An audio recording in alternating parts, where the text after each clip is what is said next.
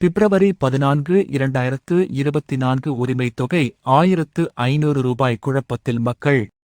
தமிழ்நாட்டில் குடும்பத் தலைவிகளுக்கு மாதம் 1000 ரூபாய் வழங்கும் கலைஞர் மகளிர் உரிமை திட்டத்தை தமிழ்நாடு முதலமைச்சர் மு.க. ஸ்டாலின் காஞ்சிபுரத்தில் முன்னாள் முதலமைச்சர் அண்ணா பிறந்த நாளான செப்டம்பர் 15ஆம் தேதி துவக்கி வைத்தார்.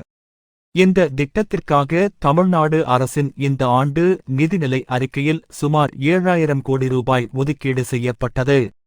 சுமார் 1,06,50,000 குடும்ப தலைவிகள் இந்த திட்டத்தின் கீழ் பயனடைவார்கள் என தமிழ்நாடு அரசு அறிவித்திருக்கிறது.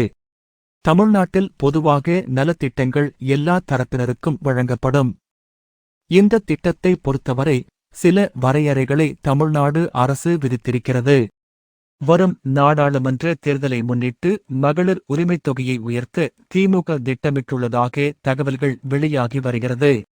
ரூபாய் 1000ற்கு பதிலாக 1500 கொடுக்கப்படும் என்ற வாக்குறுதியை கொடுக்க திமுக திட்டமிட்டுள்ளதாக கூறப்படுகிறது.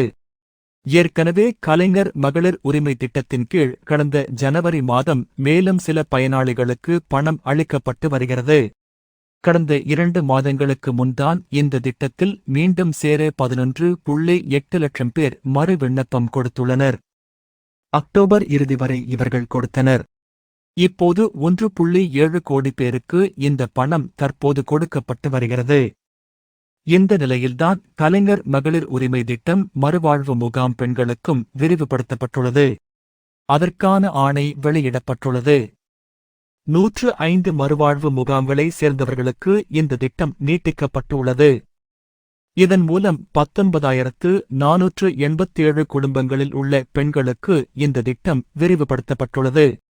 ஏற்கனவே முகாமில் உள்ள குடும்பத் தலைவருக்கு ரூபாய் 1500, ஏனைய நபர்களுக்கு ரூபாய் 1000, குழந்தைகளுக்கு ரூபாய் 750 மாதந்தோறும் வழங்கப்பட்டு வருகிறது. அதில் கூடுதலாக இப்போது இந்த தொகையும் வழங்கப்படுகிறது.